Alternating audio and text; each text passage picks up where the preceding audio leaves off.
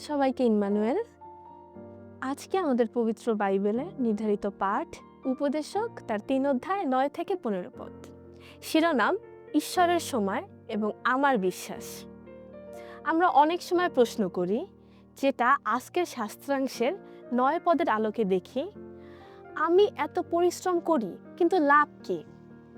আমাদের জীবনে অনেক চাপ আসে, বোঝা আসে, আর সব কিছু যে আমরা বুঝতে পারি তা নয়। কিন্তু এই অংশ আমাদের শেখায়, যদিও আমরা সব বুঝি না, কিন্তু ঈশ্বর কাজ করছেন। ঈশ্বর তার নির্দিষ্ট সময়ে সব কিছু সুন্দর করেন। আমরা যদি ১১ পদ দেখি, সেখানে রয়েছে তিনি সব কিছুর জন্য উপযুক্ত সময় ঠিক করে রেখেছেন। আমরা অনেক সময় তাড়াহুড়া করি, কিন্তু ঈশ্বর কখনো দেরি করেন না। আমরা যা বুঝতে পারছি না, কাল হয়তো সেটাই সুন্দর হয়ে উঠবে। আমাদের হৃদয়ে অনন্তের আকাঙ্ক্ষা আছে, তাই আমরা সব কিছুই জানতে চাই। কিন্তু আমাদেরকে মনে রাখতে হবে, আমরা পুরোটা বুঝতে পারি না। তাই আমাদের শিখতে হবে, বোঝার আগে ঈশ্বরের প্রতি বিশ্বাস রাখতে হবে। আজকের দিনে ঈশ্বরের দান।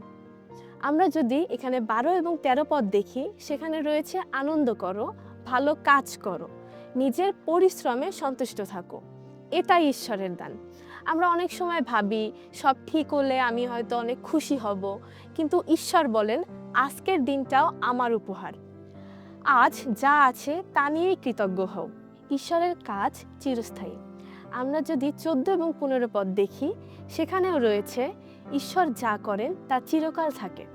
আমাদের জীবন পরিবর্তন হয়, কিন্তু ঈশ্বর পরিবর্তন হন না।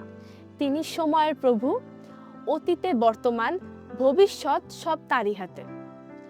আজ যদি আপনি অপেক্ষায় থাকেন বা কিছু বুঝতে না পারেন, মনে রাখুন ঈশ্বর সবসময় নিখুঁত। তাই বিশ্বাস রাখুন, কৃতজ্ঞ থাকুন এবং আপনার জীবন ঈশ্বরের হাতে ছেড়ে দিন। আসুন আমরা প্রার্থনায় যাই। প্রভু, আমরা সব বুঝি না, কিন্তু আজ আমরা আপনাকে বিশ্বাস করতে চাই। আমাদের ধৈর্য দিন, কৃতজ্ঞতা দিন এবং আপনার সময়ে শান্তি খুঁজে পেতে সাহায্য করুন। আমিন।